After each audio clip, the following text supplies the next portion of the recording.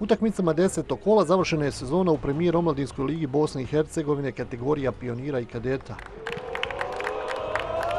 Još od ranije je poznato kako su se naslovima prvaka okitili pioniri Željezničara, odnosno kadeti Zrinskog.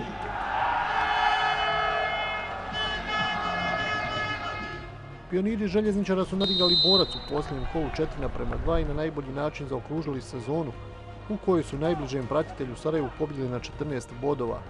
U 32 odigrane utakmice pioniri Željezničara su upisali 24 pobjede, 5 puta su remizirali i samo 3 puta poraženi. Prvaci su postigli uvjerljivo najviše golova 85 te su primili najmanje tek 26. Nakon prvog dijela prvenstva također su držali prvo mjesto sa 56 bodova, dok su u elitnoj ligi osvojili 21. Ekipu su predvodili Zlatan Zeničanin sa 24 postignuta gola, Rađenan Šabić koji se zaustavio na 13 golova, dok jedan manje postigao Faris Kulovac. Zeničanin i Kulovac su bili strijelci u posljednjem susretu protiv Borca, dok je 2 gola dodao Harun Sađak. Drugoplasirano Sarajevo je svoj nastup zaključilo gostujućom pobjedom protiv Zrinskoga. Jedini gol za trijumf od Bordo tima u Mostaru je postigao Faruk Šetić u 5. minuti utakmice. Za Sarajevo je ovo bila 19. pobjeda sezone, dok je Zrinski ovu sezonu zaključio 11. porazom, pa je na kraju završio na 5. mjestu sa 53 osvojena boda. Bod više u odnosu na Zrinski na kraju su sakupili pioniri Širokog Brijega koji su se oprostili pobjedom protiv Vršljaka Slobode 2:0. Kreatori pobjede su bili Gojko Jelić i Ivan Jurilj.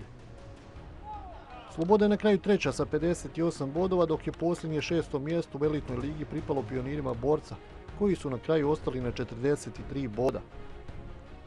Najbolja ekipa razvojne lige na kraju je Velež. Pioniri Veleža su u posljednjem kolu nadigrali Mladost 5:0 i na kraju imaju 5 bodova više od Tuzla Citya. Ovo je za Velež bila 13. pobjeda sezone u kojoj je ekipa uspjela postići 48 golova, a najveći teret kada su u pitanju strijelci podnijela je trojka Đuliman Kuko Jogunović, koja je kombinovano zaslužna za većinu golova, tačnije 33. Đuliman je postigao 14, Kuko 11, Jogunović 8. Kada je u pitanju ostatak lige u konkurenciji pionira, Tuzla City u posljednjem susretu pobijedila Radnik, pa je na kraju završila na 2. mjestu, dok je Radnik ostao 3. sa 39 bodova. Mladost koja je poražena u Mostaru ostaje na 25 bodova, što je dovoljno za 4. mjesto razvojne lige, dok su posljednja 2, barem za sada, Olimpik i Krupa. Najviše golova u ovom društvu primila je Krupa, čak 92.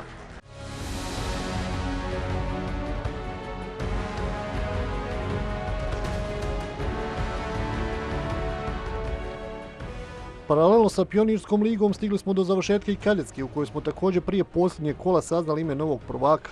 Kadeti Zrinskog su u pravoj golijadi protiv Sarajeva stavili tačku na i vrlo uspješne sezone.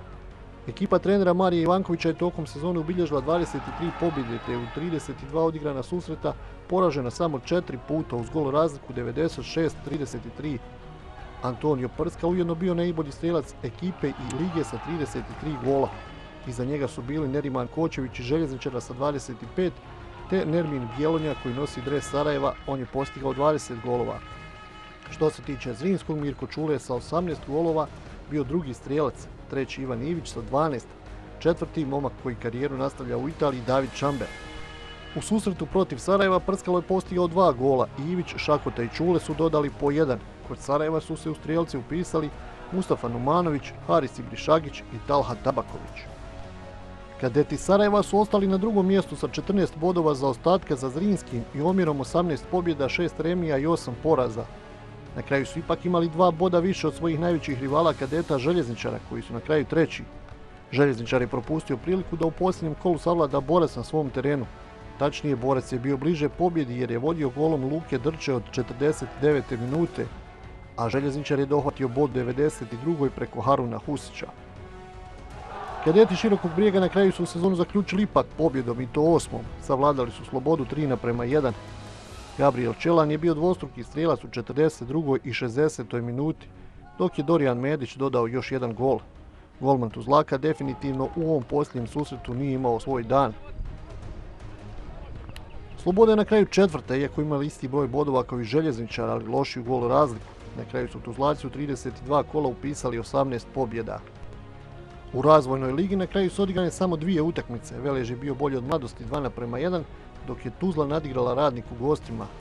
Do ovog kola Olimpik je bio vodeći, ali u novonastaloj situaciji kadeti ovog kluba nisu igrali svoju utakmicu, pa će u narednom periodu situacija biti jasnija, odnosno vidjet ćemo kakav će biti status ove ekipe. Za očekivati je da će na kraju Tuzla City, predvođena Adinom Kovačevićem, koji je postigao 15 golova, na kraju završiti ispred. U takvoj situaciji Veleš, koji je također sezonu zaključio pobjedom, će ostati kratak 2 boda. Radnik je trenutačno na 4. mjestu, Mladost je sezonu zaključila kao 5., a Krupa kao 6.